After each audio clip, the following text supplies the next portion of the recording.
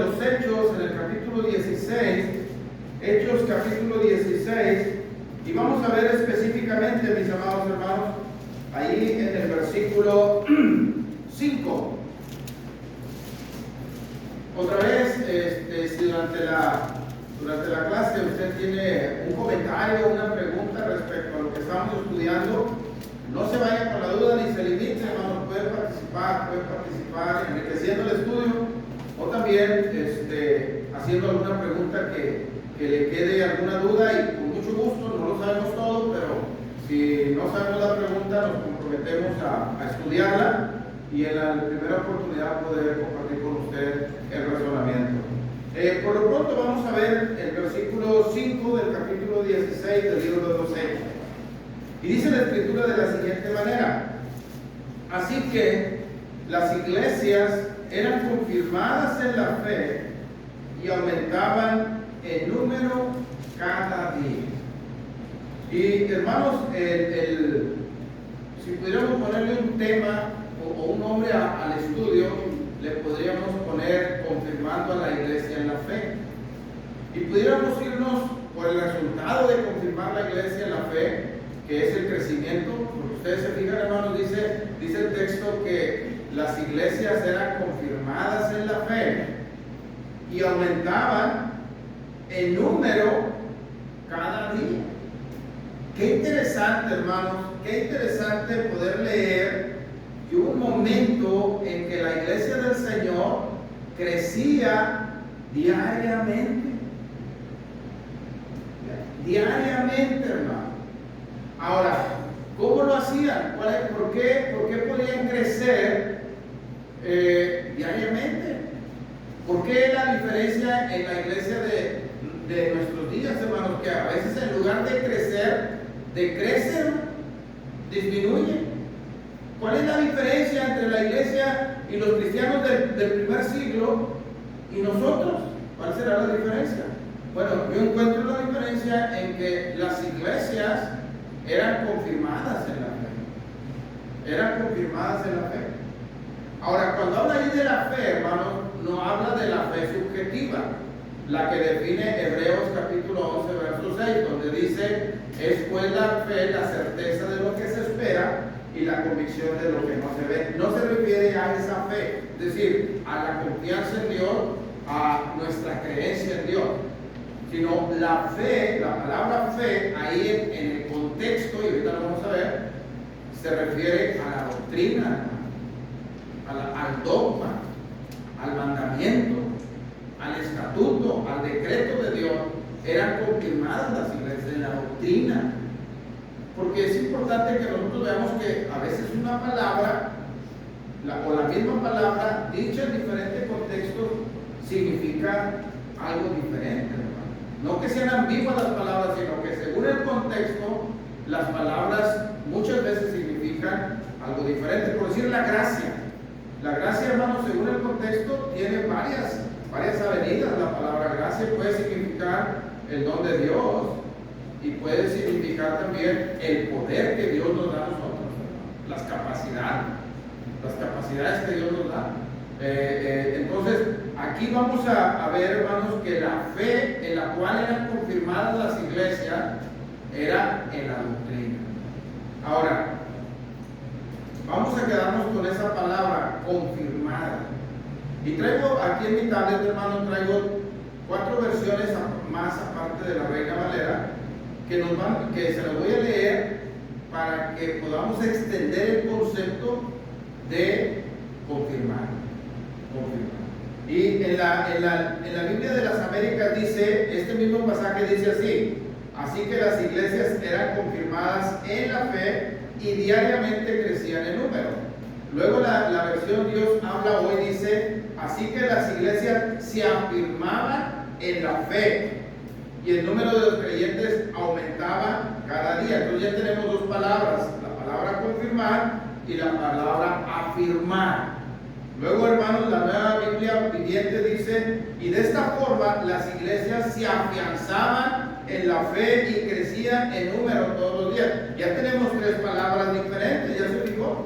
Tenemos la palabra confirmar, afirmar y afianzar. Luego una la Nueva Traducción Viviente, dice: así que las iglesias se fortalecían en la fe y el número de los creyentes crecía cada día.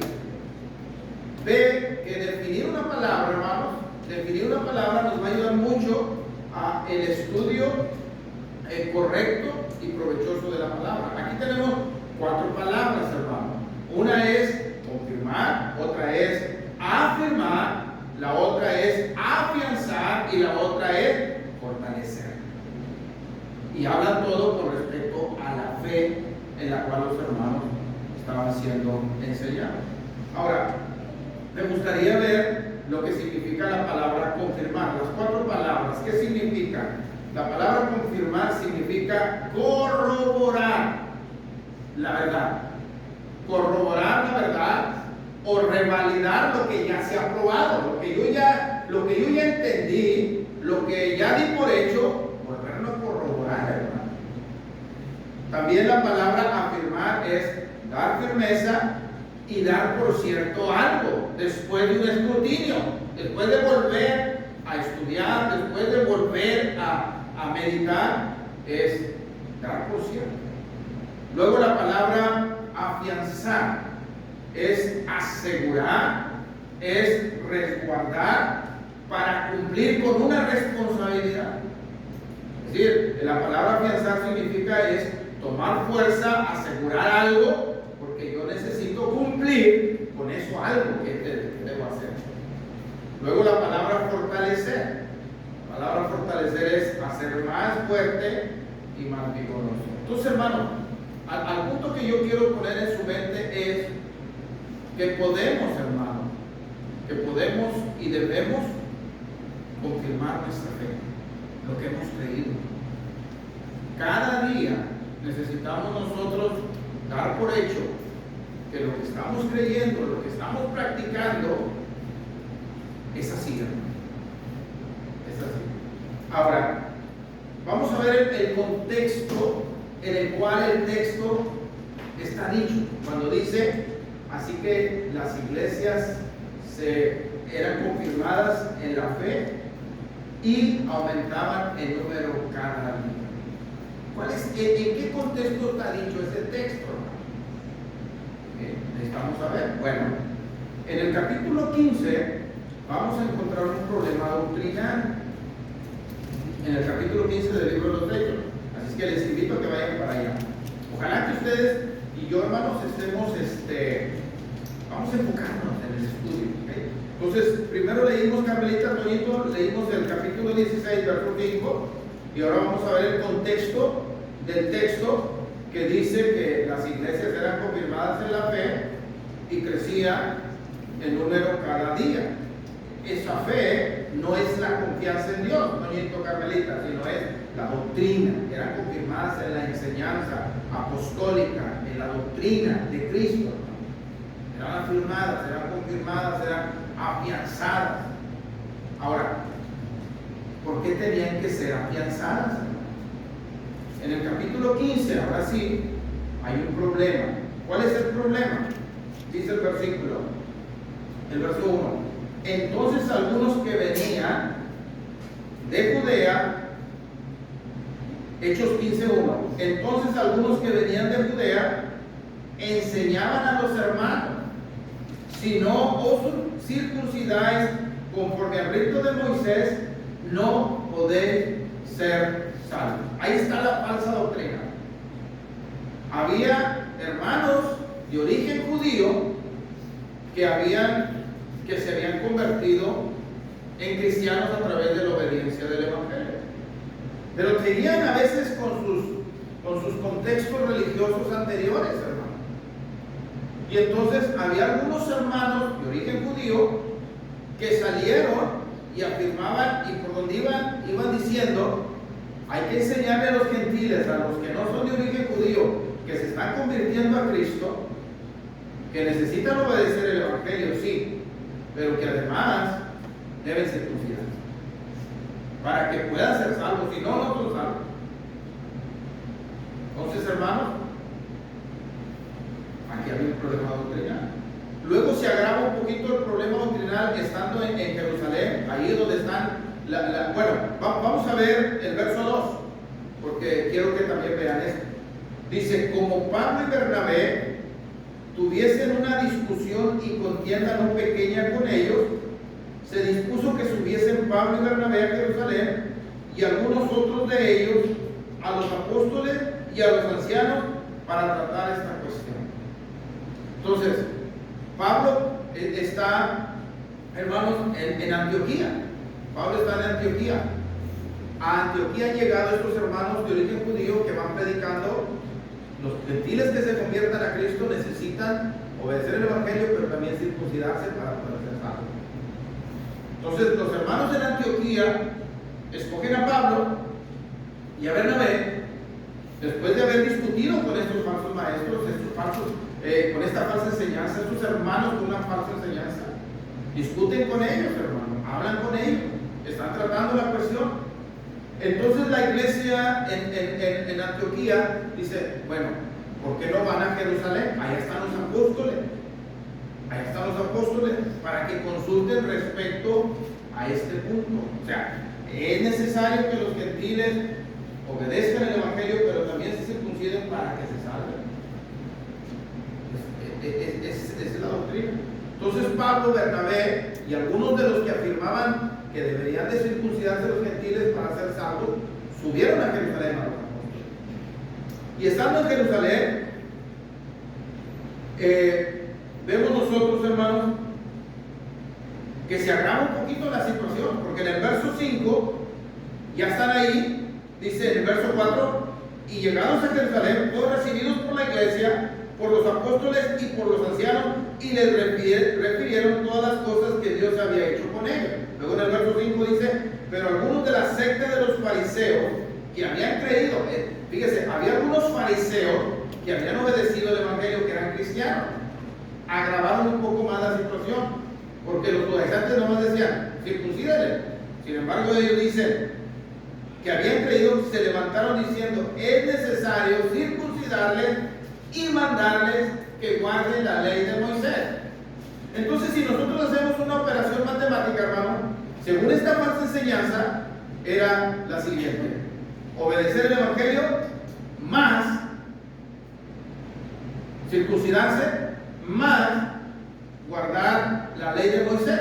Y ellos decían, esto es igual a la salvación. Esa es la doctrina, hermano. Ese es el problema en el que están enfrentando los hermanos. Y este tipo de enseñanzas, hermanos, luego trastornan la mente de la iglesia, hermano. Por eso usted y yo, siempre que tratemos una cuestión, hermano, no necesitamos trastornarnos ni enajenarnos. Tenemos que ver la situación conforme a las Escrituras. Por eso la iglesia en Antioquía mandó a Pablo y a Bernabé a donde estaban los apóstoles. Ahora, yo quiero que usted vea en el capítulo 15, verso arriba, donde dice el concilio de Jerusalén. Eso no es inspirado, hermano. Y a veces eso hace que entorzamos las Escrituras. Si nos forzamos ahí, si nos quedamos ahí, porque se podría pensar que hubo un concilio donde muchos hermanos se juntaron para tratar una cuestión y llegaron a un acuerdo entre ellos. A ver qué. No. Ellos van a consultar a los apóstoles inspirados. Y están los ancianos de la iglesia en Jerusalén, y está la iglesia, y van a tratar esta cuestión, pero no para sacar una solución donde políticamente cada quien dé su opinión y todos estén de acuerdo con la mayoría. No. Van a consultar a ver qué es lo que Dios dice con respecto a esta enseñanza. Así se tratan los asuntos. Cuando es asunto de doctrina, no hay opiniones en la iglesia. Y no gana el que tenga mayoría. Es lo que la Biblia enseña. Por eso es importante que usted y yo seamos muchos en el estudio de la Biblia, hermano. Debemos conocer las Escrituras. Necesitamos confirmarnos de la fe. ¿Ok? Muy bien. Verso 6. Se reunieron los apóstoles y los ancianos para conocer este asunto. Y después de mucha discusión, Pedro se levantó y les dijo, varones hermanos, ustedes saben cómo ya hace algún tiempo Dios escogió que los gentiles oyesen por mi boca la palabra del Evangelio y creyesen. Pedro, hermano, está recordando su evento en el capítulo 10 cuando fue a la casa de Cornelio. Y es importante el testimonio de Pedro como apóstol. Dice, Dios me concedió a mí que yo les predicara el Evangelio y que los gentiles creyesen. No está diciendo, me mandó a predicar el Evangelio, la circuncisión y que guardaran la ley de Moisés. No está diciendo Pedro eso. Entonces, veamos, hermanos, los argumentos que se presentan. ¿Okay? Ahora bien, a mí me interesa, hermanos, ver la operación matemática que hicimos. Según los fariseos, según los judaizantes, decían obedecer el Evangelio más la circuncisión más guardar la ley de Moisés igual a salvación.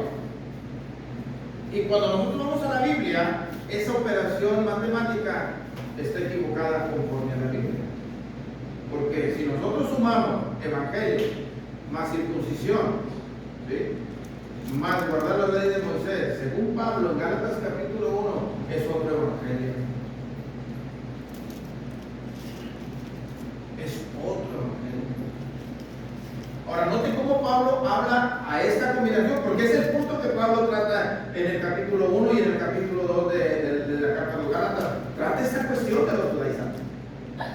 Entonces, vamos a Gálatas capítulo 1 y vamos a, ustedes ya lo saben, pero me encantaría que pudiéramos razonar en el contexto en el que estamos estudiando, de que debemos afianzar nuestras convicciones, hermanos.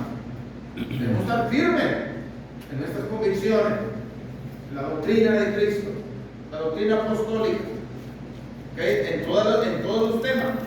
Cuando Pablo habla en el capítulo 1 y en el verso 6, ahora, fíjese el efecto que estaba surtiendo esta doctrina. Ya había contagiado a la iglesia en Galacia, hermano. Esta doctrina ya había contagiado a la iglesia en Galacia. Y dice Pablo, estoy maravillado, me tienen sorprendido de que tan pronto se hayan alejado del que los llamó por la gracia de Cristo, note usted, para seguir un evangelio diferente. Ahora ya usted sabe a lo que Pablo está refiriendo cuando dice un evangelio diferente. El evangelio diferente es obedecer el evangelio más la circuncisión para guardar la ley. Ese es un evangelio diferente. No es el que Pablo les predicó y lo que los gálatas obedecían. Es interesante. Ahora, le llama un evangelio diferente. Luego dice el verso 7, no que haya otro. O sea, Pablo ahora quiere decir, hay un evangelio diferente, entonces Pablo tiene que enfatizar que no hay otro evangelio. Este es uno diferente. O sea, no hay una alternativa. Es diferente, no es de la misma calidad de la cual él les predicó. Ahora, mire cómo le va a decir. No es que haya otro, sino que hay algunos que los perturban y quieren pervertir el evangelio de Cristo. Entonces, otra vez la suma. Obedecer el evangelio, más circuncisión, ¿sí?, más guardar la ley de Moisés, es un evangelio pervertido. No solamente es otro evangelio, es un evangelio pervertido. Es decir, imagínense la palabra pervertir. Es echado a perder. Echado a perder. Y no solamente echado a perder como cuando se echa a perder una leche, hermano, es algo pervertido, que el que lo obedece se pervierte, hermano. ¿Me entiendes? O sea, el punto no es solamente saber que hay un evangelio pervertido, sino que el que lo obedece, el que lo acepta, se pervierte porque es un evangelio pervertido. Sin embargo, el evangelio puro de Cristo es el poder de Dios para salvación, hermano. Tenemos que aprender a hacer la diferencia. Y el efecto de la diferencia también, hermano. El efecto. Por eso nosotros somos una iglesia que hemos sido santificada por el lavamiento del agua por la palabra. Es decir, cuando nosotros obedecimos el evangelio, fuimos santificados, no pervertidos. Luego en el verso 8 sigue hablando acerca de este evangelio diferente, es un evangelio pervertido. Mas si a nosotros o un ángel del cielo os anunciare otro evangelio diferente del que hemos anunciado, sea anatema. Es un evangelio que hace maldito al que lo obedece. La palabra anatema se refiere a algo a lo cual Dios aborrece. Dios lo rechaza. Dios no puede aceptar eso, hermano. Entonces, ahora ya le llamó evangelio diferente, ya le llamó evangelio pervertido, ahora le llamó evangelio anatema. Algo que Dios rechaza. Yo no inspiré eso. Esa no es mi voluntad. Evangelio más circuncisión, más guardar la ley de Moisés igual a salvación. Yo nunca lo he dicho eso.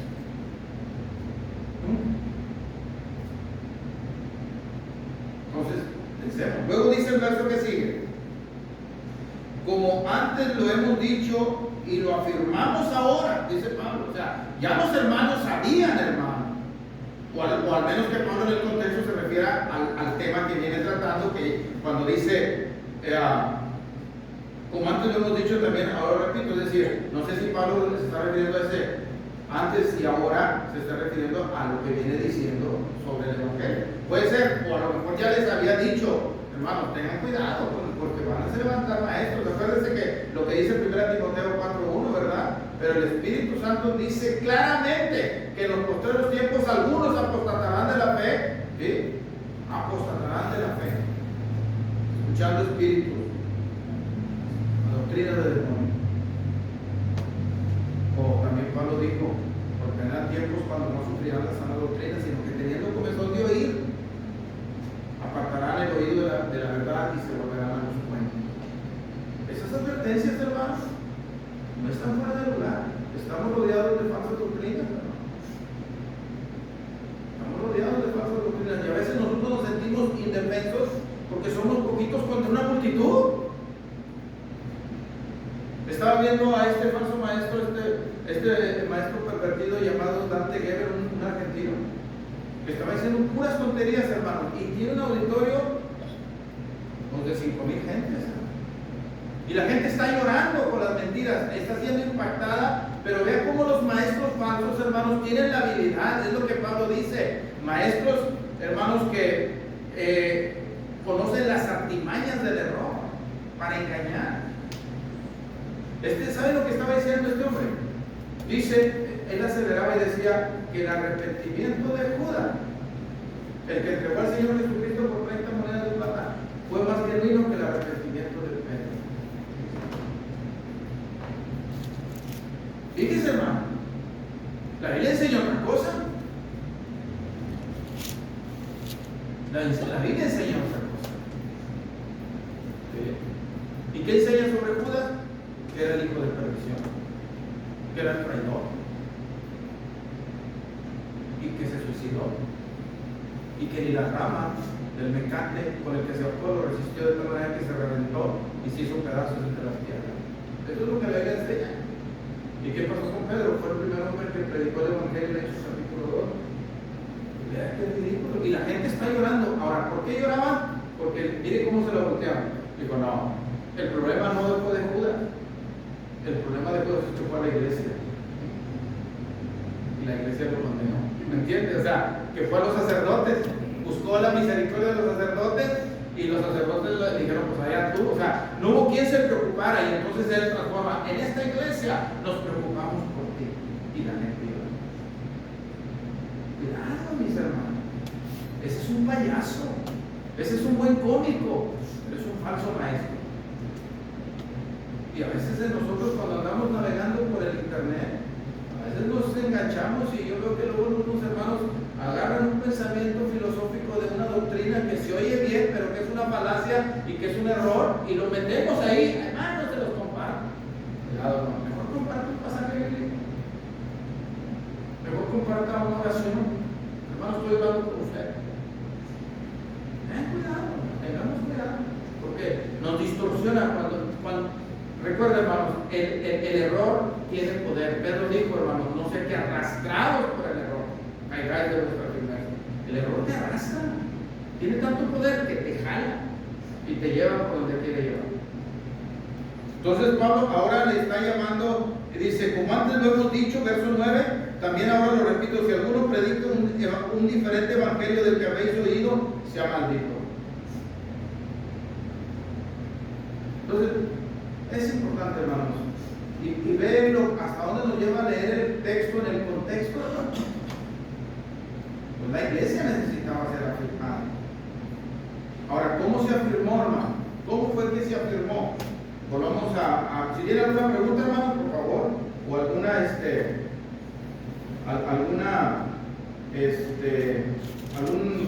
algo que quieran ustedes ayudar, está bien. Entonces, es bienvenido. ¿Alguna duda? Cualquier cosa, hermano. Ahora, si no me estoy explicando, me regreso también. Si no me estoy dando a entender, me regreso. Y hermano, por ahí no le entendí. Nos volvemos porque el asunto es confirmarnos en la fe, hermanos. Afianzar nuestras convicciones. Afirmar. Josué. Y es que el 11 ahí donde está, dice más, os hago saber, hermanos, que el evangelio anunciado por mí no es un hombre. O sea, el evangelio puro es el que nos dice el Señor Jesucristo y que Pablo habla en 1 Corintios 15, muerte, sepultura y resurrección. Eso es lo que necesitamos saber cuando nosotros no somos cristianos todavía. Lo que necesitamos saber es de la muerte, de la sepultura y la resurrección de Cristo. No saber si estamos casados, si estamos viudos, divorciados. Eso no, porque si ya le ponemos, estamos haciendo otro plan de salvación. Un evangelio de hombre. Primero hay que ese es el evangelio puro. Ese es el hombre. Sí, tampoco somos investigadores, hermanos, de secretos, para andar investigando la vida de la gente. Uno predica el evangelio, hermano, y acuérdese que el reino de Dios es como la red que es echada en el mar y agarra todo tipo de peces, pero luego los van a sacar y los van a escoger. Eso habla, hermanos, de que por sus frutos se conocerán. Pero sí tengamos mucho cuidado, pero con nuestras convicciones. Apliquémonos el estudio de nosotros. ¿Okay? Muy bien. Y luego dice, si volvemos a Hechos capítulo 15, me quiero ir acerca de cómo se confirma la iglesia, cómo se confirma la fe de la iglesia, cómo lo hicieron los apóstoles.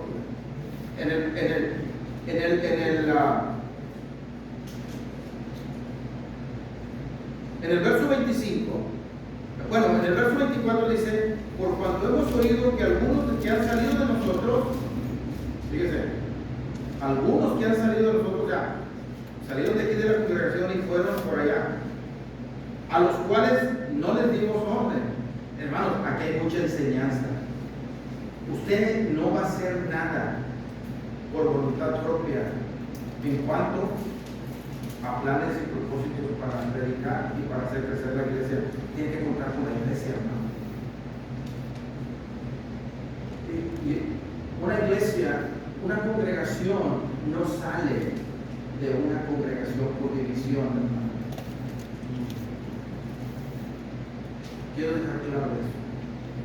Ni la solución es, usted no puede oír en la Biblia, hermanos, que cuando Pablo vio la clase de cristianos que eran los corintios y los problemas que tenía, les dijo a los que más o menos estaban bien, sálganse de ahí, váyanse a Éfeso. No, hay que arreglar los problemas. Los problemas no se arreglan cambiándose de congregación. Porque a lo mejor nosotros vamos a echar a perder la congregación. Es interesante eso. Así un hermano dijo, no, pues me voy a cambiar de congregación, le dijo a la iglesia. Y la iglesia conocía al hermano, no te vayas, hermano, vas a echar a perder la congregación, no te vayas. Porque a veces no es la congregación, soy yo. Entonces, dice en el verso 24, salieron de nosotros, a los cuales nosotros no les dimos orden, o sea, no llevan nuestro punto de vista bueno, o sea, no es una obra de la iglesia, ellos salieron por voluntad propia. Y dice, os han inquietado con palabras, perturbando vuestras almas, mandando circuncidaros y guardar la ley. Fíjese lo que hace una falsa doctrina, hermano. Inquieta y perturba la iglesia. Inquieta y perturba la iglesia. Ahora bien, verso 25, aquí está la solución para que no se perturbe ni se inquiete la iglesia a través de las falsas enseñanzas. Dice, nos ha parecido bien, habiendo llegado a un acuerdo, Ahora, llegar a un acuerdo, léalo en el contexto, no habla de lo que determinamos hacer con respecto a esa doctrina, no. Note cuál es el contexto: elegir varones y enviarlos a vosotros con nuestros amados Bernabé. Es decir, vamos a regresar a hermanos que se reúnen con nosotros, que tienen la misma doctrina que nosotros, con Pablo y Bernabé, para que a ustedes que los están izquierdando y los están perturbando, los confirmen en la fe, con la verdad. Okay.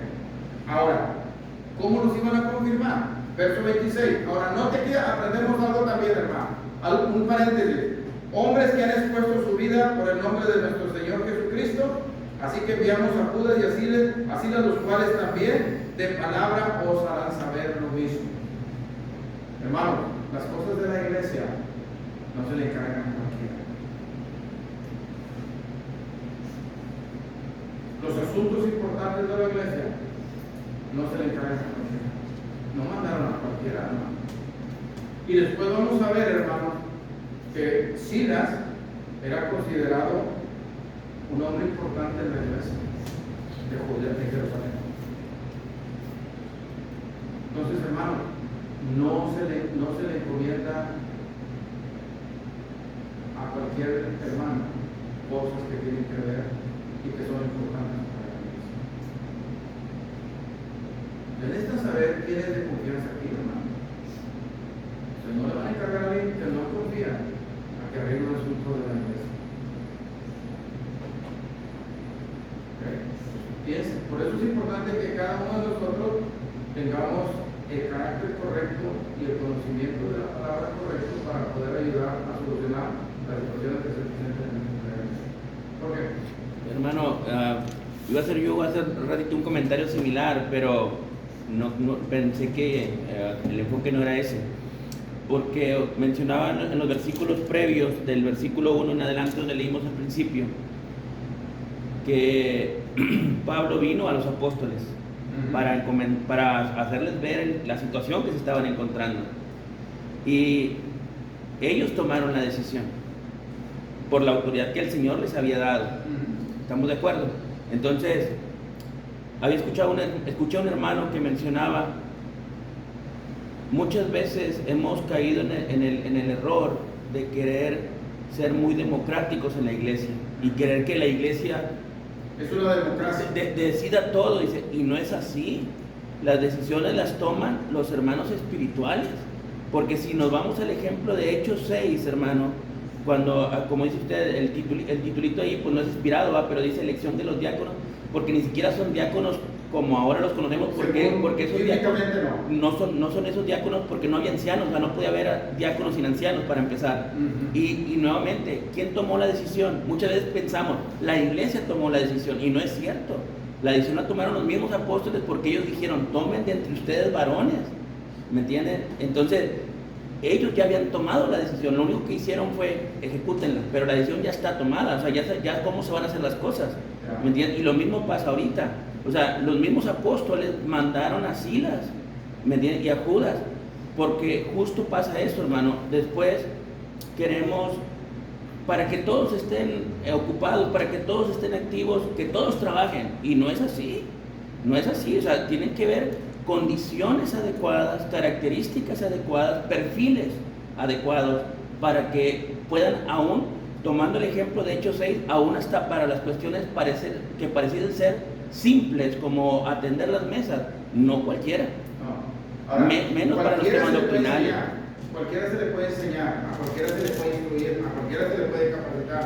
Claro. Pero mientras no esté capacitado, hermano, mientras no esté instruido, no se le pueden dar responsabilidades que sean importantes para la iglesia. Ahora, es un importante comentario. Los apóstoles en Hechos 6 le dijeron: escojan entre ustedes. ¿Por qué, hermano? Porque la iglesia debería haber conocido quiénes eran espirituales. Claro. Usted sabe quién es espiritual. Ahora, ¿cuál es el problema de la iglesia ahora, hermano? Que un hermano que intenta ser espiritual se le etiqueta: ese hermano es fanático, o se cree mejor que todos. Bueno, gloria a Dios que haya gente espiritual en la iglesia. Ya de carnalidades hay mucha en el mundo, hermano. Levantemos a esos hermanos, apoyemos a esos hermanos que que tratan de ser excelentes en su servicio a Dios porque pueden llegar a ser sus ancianos.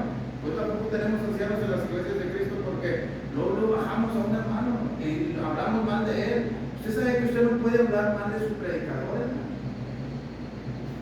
a escondidas de él. El principio es para los ancianos. Cuando un anciano le dijo Pablo a Timoteo, no aceptes acusación a menos que haya prueba.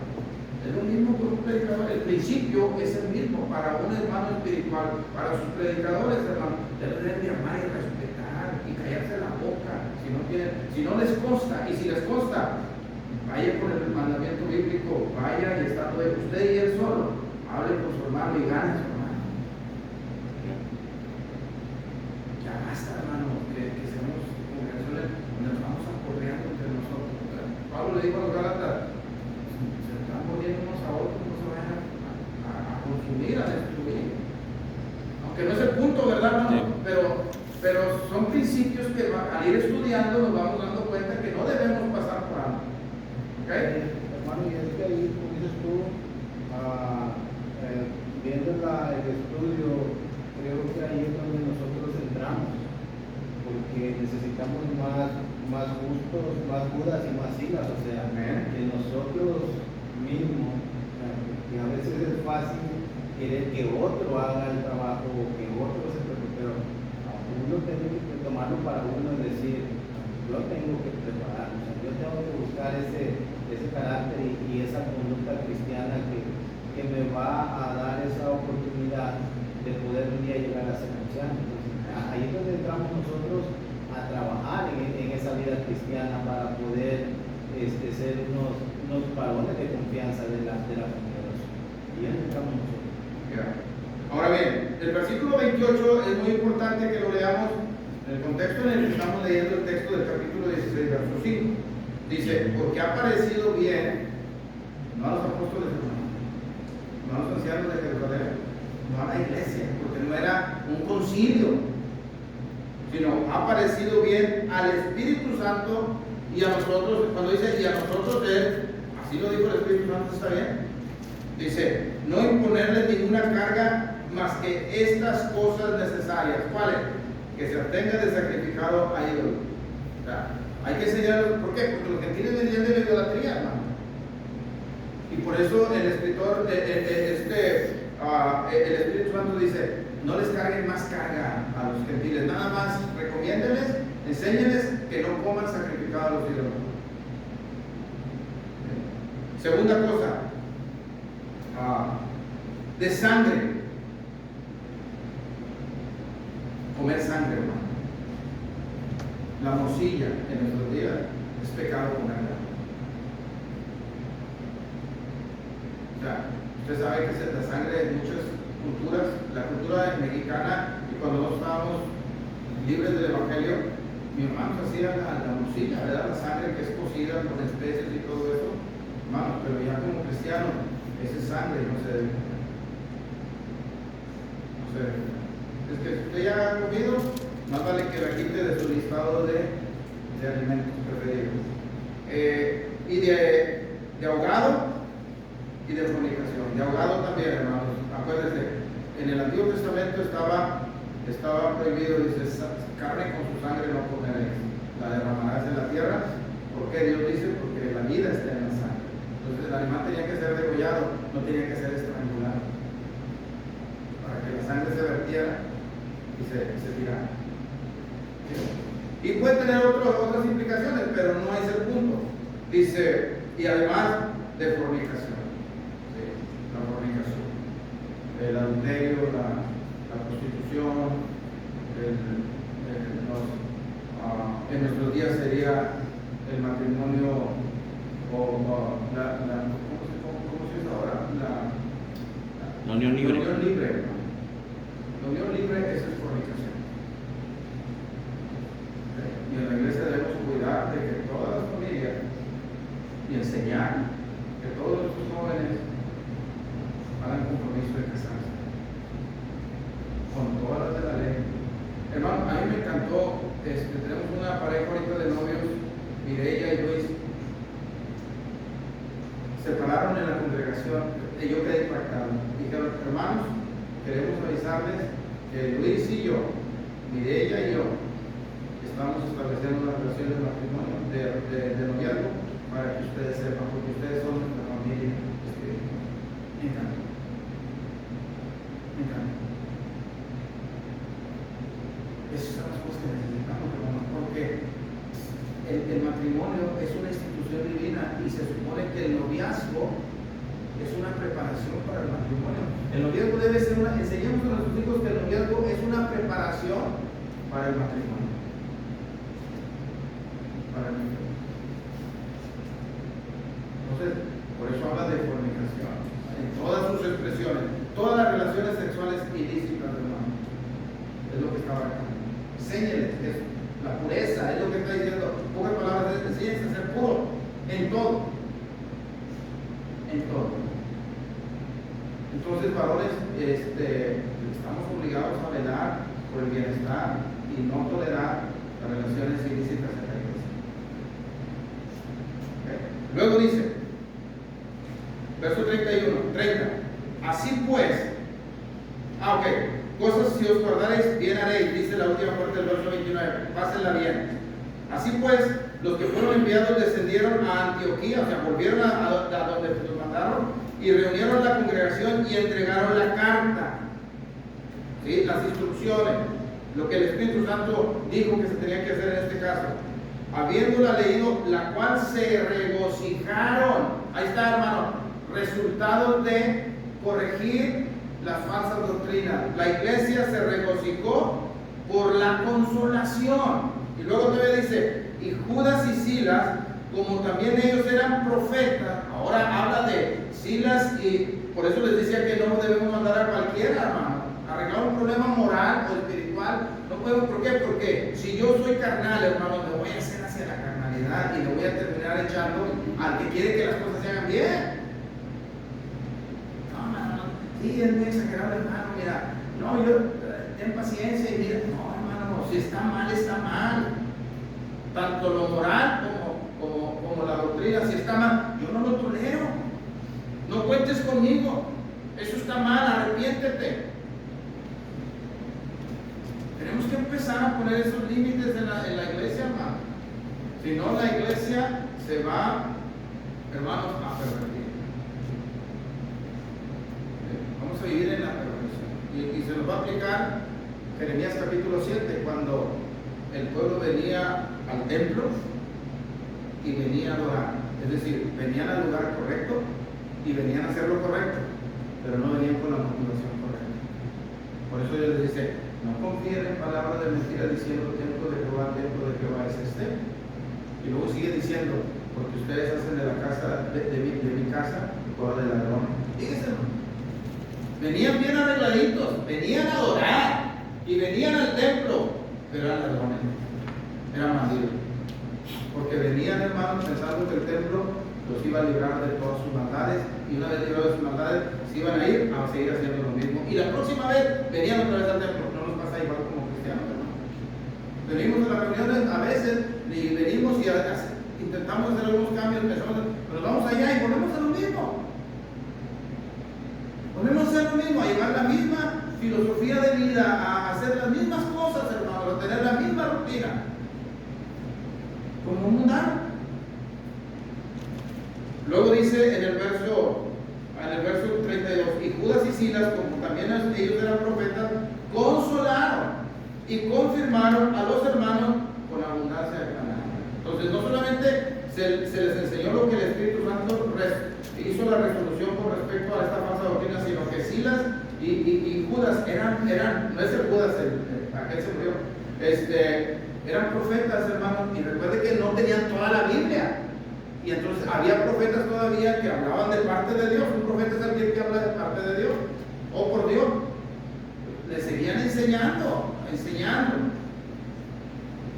Muy bien. En el versículo 41 dice, pasó por Siria y Cilicia confirmando a las iglesias. Entonces vemos palabras de regocijo, de consolación, de consuelo, de confirmación de confirmación y de más confirmación. Ese es el resultado de corregir una falsa doctrina, hermano. No es dividir la iglesia. No, no, hermano. Ellos mantenieron la unidad. Que los falsos maestros se vayan.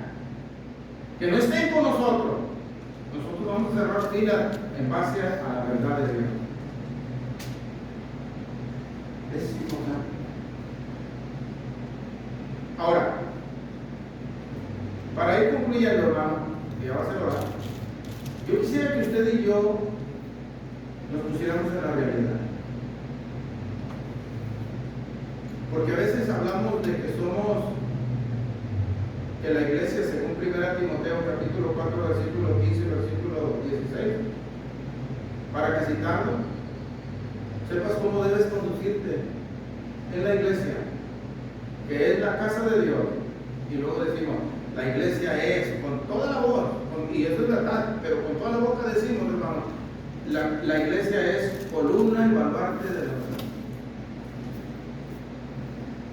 Estamos desarrollando esa actividad como columna y baluarte de la verdad.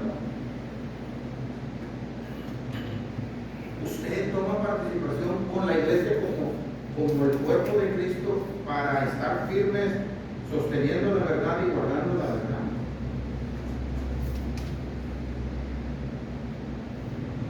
Entonces, ahora es bien importante que veamos lo que significa cuando la Biblia dice que la iglesia es columna y baluarte de la verdad. ¿Ok? ¿Qué es una columna? Yo lo investigué y usted lo puede investigar en Google. Ahí puede buscar Wikipedia y ahí nomás póngale columna. No va a batallar. Pero según el diccionario, hermanos, de la Real Academia Española, dice que una columna es una estructura edificada y destinada especialmente para sostener todo el peso que le es puesto encima. Esa es una columna, como esa. Esta columna fue edificada y construida para soportar todo el peso que se le ponga arriba y no se doble, y no se quiebre, y no se rompa, y no se destruya. La iglesia es la columna que Cristo edificó para poner toda su verdad sobre ella y que la iglesia la sostenga, que la iglesia la resista. ¿Entendemos eso, hermano? Tenemos que ser excelentes conocedores de la palabra de Dios, hermano.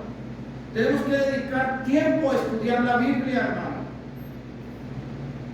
Tenemos que decirle a la iglesia, a los varones, hermanos, hagan un programa donde nos enseñen el método de interpretación bíblica, hermano.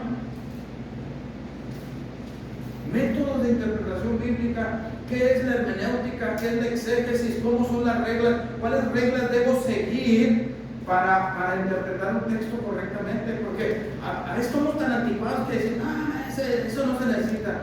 Seguro que no se necesita, ¿estás seguro, hermano? En la vida de él no se necesita un orden. Para todo se necesita orden, hermano. Para estudiar la Biblia también hay una manera correcta y ordenada de estudiar la Biblia.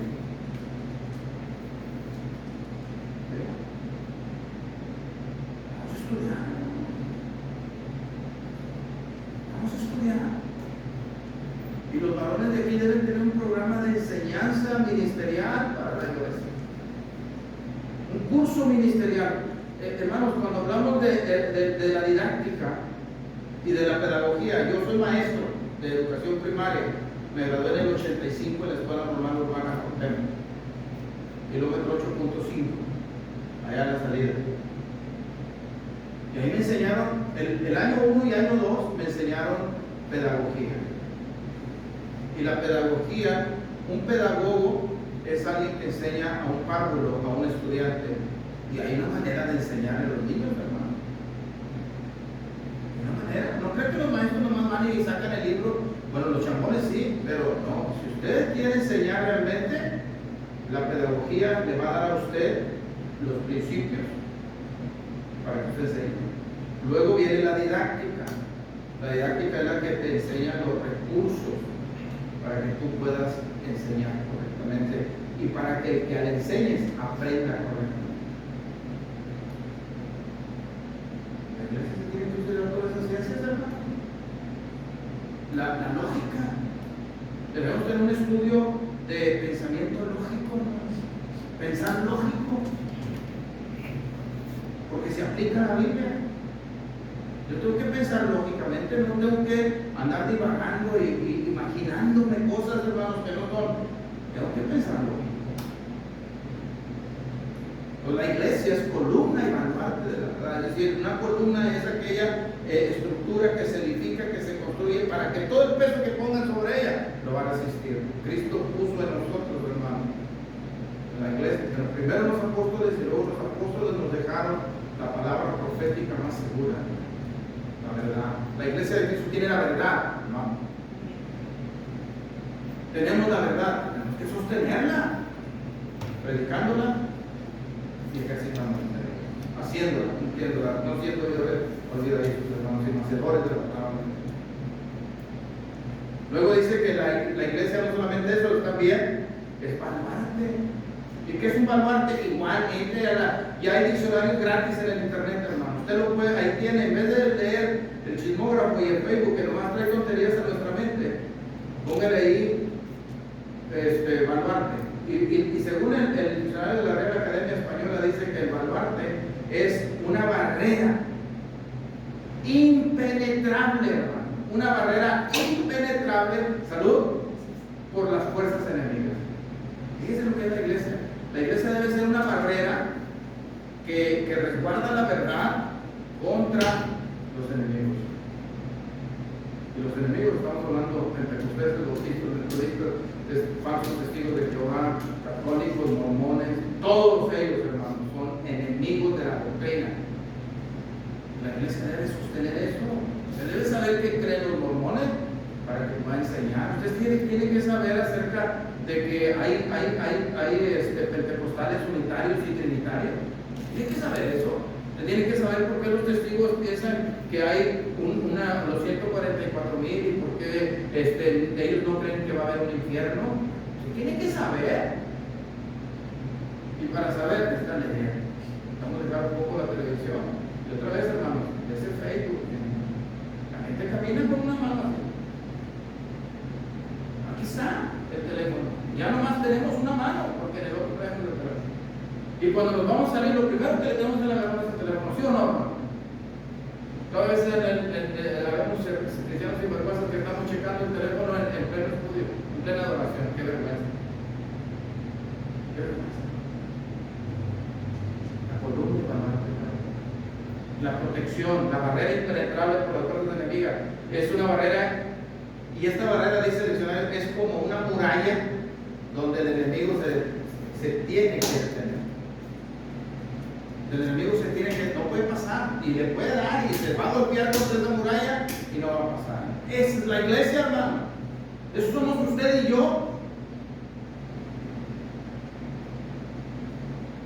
Eso tenemos que saber. Porque las iglesias eran confirmadas y crecían cada día. ¿Cuál pasa que no tenemos un bautismo? ¿Por qué? Otra vez.